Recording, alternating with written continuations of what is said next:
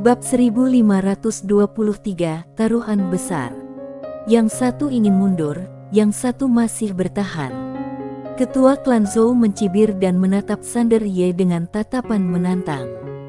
Dia secara alami mengerti Sander Ye di depannya dan pemilik pena Tao pasti luar biasa. Jika tidak, leluhur klan Taigu tidak akan melakukan itu. Akan tetapi, dia juga mengerti apa artinya menarik diri. Meskipun penarikan diri akan mendatangkan keamanan sementara, dia juga bisa kehilangan kekayaannya yang sangat besar.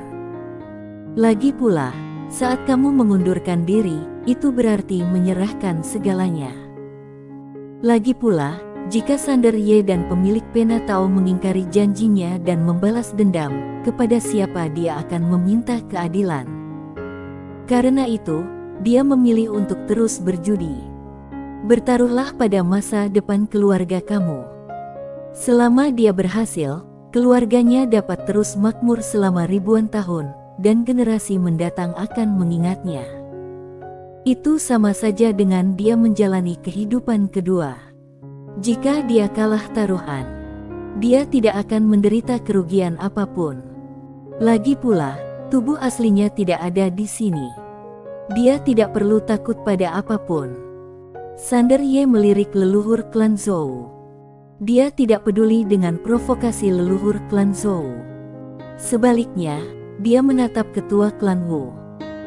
Ketua klan Wu mengepalkan tangannya dan berkata, "Tuan Ye, jika kamu mengizinkan klan Wu aku menjauh dari masalah ini, semua anggota klan Wu akan segera mundur dan menjauh dari alam semesta ini dan tidak akan pernah datang lagi." Dia berpikir secara berbeda dari ketua klan keluarga Zhou. Dia merasa Sander Ye dan pemilik pena Tao bukanlah orang biasa.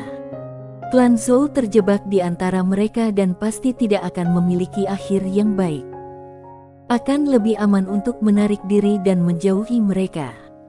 Sander Ye menatap ketua klan Wu sejenak dan berkata, Ketua klan Wu mengepalkan tangannya dan berkata, "Terima kasih." Setelah itu, dia menatap pemilik pena Tao lagi, Yang Mulia dan Tuan Ye sama-sama sangat kuat. Perselisihan semacam ini jauh di luar kemampuan klan Wu untuk campur tangan. Aku harap kamu bisa memaafkan aku. Setelah mengatakan ini, dia pergi bersama sekelompok orang kuat dari klan Wu. Melihat ketua klan Wu juga membawa semua orang pergi, para anggota keluarga. Tian di lapangan menghela napas lega. Sekarang klan Wu dan klan Taigu telah pergi, hanya kekaisaran dan klan Zhou yang tersisa.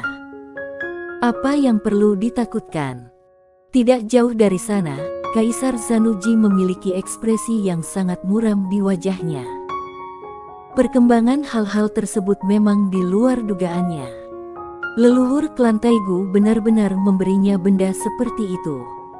Dia mengangkat kepalanya dan menatap Sander Ye di kejauhan. "Saudara Dao, 2 lawan 1, kita masih punya kesempatan untuk berhasil." Klan Taigu dan klan Wu dapat mundur, tetapi kekaisarannya tidak dapat mundur. Pemilik pena Tao berkata, "Berikan bajingan ini padaku." Dia juga tahu bahwa dia harus berjuang hari ini. Jika tidak, si idiot ini akan menjadi tak terkalahkan di masa mendatang. Mendengar kata-kata pemilik pena Tao, Zanuji tiba-tiba tertawa.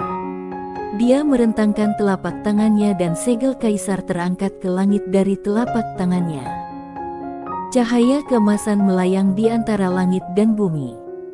Dalam cahaya keemasan itu, rune yang tak terhitung jumlahnya mengembun, dan akhirnya, seorang pria paruh baya berjubah naga dan muncul dalam cahaya keemasan. Kaisar pendiri kekaisaran, Chevaujiel. Melihat Chevauji yang muncul, pandangan rumit terpancar di mata Zanuji. Sepanjang hidupnya, dia mengejar cita-cita leluhurnya, ingin membawa kekaisarannya ke puncak kejayaan yang jauh lebih tinggi dari leluhurnya. Tapi, ketika dia melihat leluhur ini pada saat ini, dia menyadari betapa sulitnya itu. Meskipun lawannya hanya jiwa virtual, aura yang dipancarkannya jauh melampaui dirinya. Lebih kuat dari leluhur klan Taigu. Leluhur. Pada saat ini, suara Yanro Tian dari keluarga Tian tiba-tiba terdengar tidak jauh. Liani Tian merentangkan kedua telapak tangannya, dan lentera ajaib di tangannya tiba-tiba berubah menjadi seberkas cahaya ilahi yang melesat ke langit. Tak lama kemudian, dalam cahaya ilahi, seorang pria paruh baya berjubah hitam perlahan berjalan keluar. Mino Tian, leluhur keluarga Tian. Aura Mino Tian tidak lebih lemah dari Chevo Ji sama sekali. Setelah leluhur kedua keluarga keluar, mereka saling memandang, dan akhirnya, pandangan mereka beralih ke pemilik pena Tao dan Sander Ye. Yanro Tian membungkuk hormat, lalu menceritakan seluruh sebab dan akibat masalah tersebut kepada Mino Tian melalui energi Suan. Ketika Mino Tian mengetahui Sander Ye sekarang adalah kepala keluarga Tian, dia sedikit terkejut. Pandangannya kembali tertuju pada Sander Ye, memperhatikan Sander Ye dengan saksama. Tidak tahu apa yang dilihatnya, tetapi sekilas ekspresi terkejut tiba-tiba muncul di matanya. Di kejauhan, tatapan Chevo Ji tertuju pada pemilik pena Tao. Dia menatap pemilik pena Tao dengan sedikit keterkejutan di matanya, lalu keterkejutan itu berubah menjadi kesungguhan. Chevo Ji menoleh dan menatap Sander Ye yang tidak jauh. Ketika dia melihat Sander Ye, alisnya berkerut dalam. Zanu Ji jelas takut leluhurnya akan mengkhianatinya, jadi dia menjelaskan keseluruhan ceritanya, mengatakan bahwa Kekalsaran, keluarga Tian, dan Sander Ye sedang berperang sampai mati. Setelah beberapa saat, Chevo Ji menarik kembali pandangannya dan mengangguk, kalau begitu, ayo bertempur.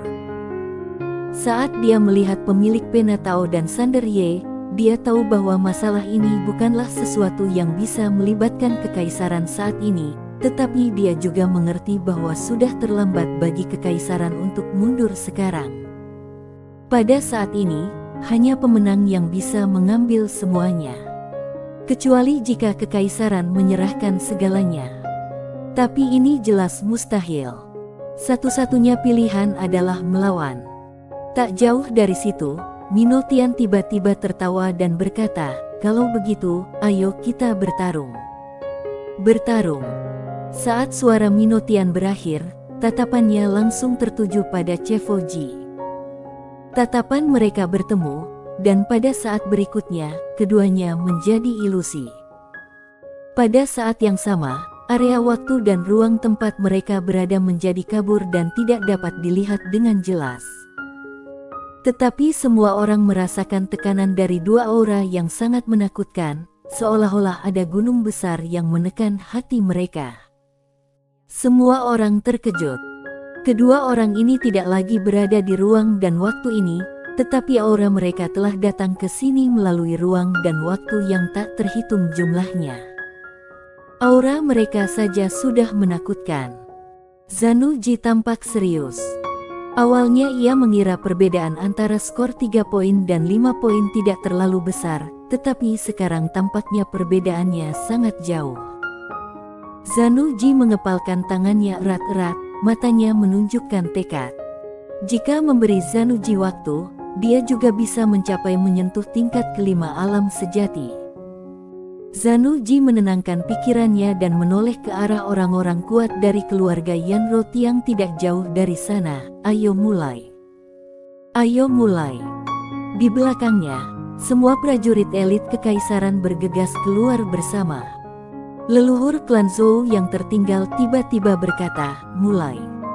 Setelah berkata demikian, dia bergegas keluar lebih dulu. Meskipun kekuatannya tidak sekuat Chevo Ji dan Mino Tian, itu tidak sebanding dengan dunia luar. Sasarannya bukanlah orang lain, melainkan Sander Ye yang berada tidak jauh darinya. Melihat leluhur klan Zhou berlari ke arahnya, Sander Ye menyipitkan matanya sedikit. Saat berikutnya, bayangan virtual yang tak terhitung jumlahnya tiba-tiba muncul di tubuhnya. Dalam sekejap, dia menyerbu ke depan dan menebas dengan ganas menggunakan pedangnya. Saat seberkas cahaya pedang meledak, leluhur klan Zhou benar-benar terpental puluhan ribu kaki jauhnya. Begitu dia berhenti, jiwanya menjadi sedikit ilusi. Leluhur klan Zhou tiba-tiba sedikit bingung. Begitu ganas. Bagaimana itu mungkin? Sander Ye hendak menyerang lagi, dan pada saat ini, sebuah indera ilahi langsung menguncinya. Sander Ye berbalik dan melihat bahwa itu adalah pemilik pena Tao. Sang penilik pena Tao tersenyum dan berkata, "Kamu hadapi aku." Sander Ye tidak berbicara, tetapi melihat ke sisi lain. Pada saat ini, orang-orang kuat dari Kekaisaran dan klan Zhou sedang mengepung sekelompok orang kuat dari keluarga Tian. Meskipun jumlah mereka tidak lebih unggul, momentum orang-orang kuat dari keluarga Tian tidak lebih lemah sedikit pun dibandingkan dengan kekuatan dari Kekaisaran dan klan Zhou. Sebaliknya, setiap anggota keluarga Tian penuh dengan kekuatan bertarung saat ini. Karena mereka tahu bahwa tidak ada jalan untuk mundur hari ini. Jika mereka tidak bertarung sampai mati, seluruh klan mereka akan musnah. Mereka tidak punya cara untuk mundur, jadi wajar saja mereka harus bertarung sampai mati. Melihat situasi medan perang tidak terlalu menekan bagi keluarga Tian, Sander Ye merasa lega. Dia menatap pemilik pena Tao di kejauhan, dan pemilik pena Tao tertawa. "Sander Ye, aku tidak menyangka akhirnya kita berdua harus bertarung." Sebelum dia bisa menyelesaikan kata-katanya, ekspresinya tiba-tiba membeku, karena Sander Ye telah berubah menjadi cahaya pedang dan menebasnya dengan ganas ke arahnya. Pemilik pena Tao memiliki ekspresi muram di wajahnya. "Bajingan, ini tidak etik." Setelah berkata demikian, dia menjentikkan lengan bajunya, dan segel Tao tiba-tiba tersapu keluar, tepat menghadap pedang yang baru saja diluncurkan oleh Sander Ye. Pada saat ini, Sander Ye dirasuki oleh roh nyata virtual, oleh karena itu, kekuatannya jauh melampaui kekuatan aslinya. Ketika dia menebas segel Dao dengan pedangnya, segel Dao tersebut tidak dapat menahan kekuatan mengerikan yang terkandung dalam pedangnya dan hancur. Tapi, pemilik pena Tao yang tidak jauh di depannya telah menghilang. Sander Ye menyipitkan matanya sedikit, dan tiba-tiba dia merasakan sekelilingnya menjadi gelap. Kemudian, seluruh waktu dan ruang di sekelilingnya mulai mekar bagaikan kembang api yang indah. Wajah Sander Ye menjadi suram. Kekuatan sihir macam apa ini? Tanpa berpikir panjang, dia menebas dengan pedangnya. Jelek. Pedang itu jatuh dan menghancurkan segalanya. Dia membuat lubang besar pada ruang dan waktu di depannya. Pada saat itu, dia seperti merasakan sesuatu dan tiba-tiba mendongak. Di ujung pandangannya, segel Tao sepanjang 10.000 kaki tiba-tiba jatuh lurus ke bawah. Dalam sekejap, seluruh ruang dan waktu di sekitarnya terbakar pada saat yang sama, dan rune api yang tak terhitung jumlahnya menyapu dari segala arah dan langsung menyerbu ke arahnya. Merasakan kekuatan mengerikan dalam segel Tao, ekspresi Sander Ye menjadi serius. Orang ini benar-benar mendapatkan kembali kekuatannya, dan kekuatan ini setidaknya 4 poin dari kekuatan sebenarnya. Sander Ye tidak berani ceroboh. Dia langsung mengaktifkan garis keturunan iblis gila di tubuhnya, menghentakkan kaki kanannya dengan keras, dan berubah menjadi cahaya pedang berwarna merah darah yang membubung ke langit. Weng! Suara pedang yang tajam bergema di seluruh ruang dan waktu ini, kemudian cahaya pedang menghantam segel dengan keras. Bang! Cahaya pedang dan segel Dao hancur pada saat yang sama. Pecahan cahaya pedang dan pecahan segel Tao yang tak terhitung jumlahnya meledak dari ruang dan waktu ini. Gelombang kejut kekuatan yang mengerikan terus meletus dari medan seperti letusan gunung berapi, menyapu semuanya. Sander Ye terpaksa mundur dengan keras akibat gelombang kejut yang tak terhitung jumlahnya. Setelah mundur hampir 10.000 kaki, dia melambaikan lengan bajunya dan cahaya pedang menyambar, seketika menghancurkan gelombang kejut listrik tersebut. Sander Ye mengangkat kepalanya dan melihat ke ujung pandangannya. Di kejauhan, pemilik pena Tao melayang di udara, tangan kanannya membentuk gerakan. Rune aneh yang tak terhitung jumlahnya mengelilinginya, dan aura Tao yang sangat mengerikan terpancar dari seluruh tubuhnya. Keduanya saling berpandangan, dan sang pemilik pena Tao pun tertawa, "Bodoh, seperti dugaanku, kamu tidak akan bisa sepenuhnya memanfaatkan kekuatan roh nyata virtual ini." Sander Ye berkata dengan tenang, "Terus kenapa? Aku lebih dari mampu memberesi kamu." Sang pemilik pena Tao menatap Sander Ye dan berkata, "Hari ini aku akan membunuhmu." Setelah berkata demikian, aura mengerikan tiba-tiba keluar dari tubuhnya. Bersambung.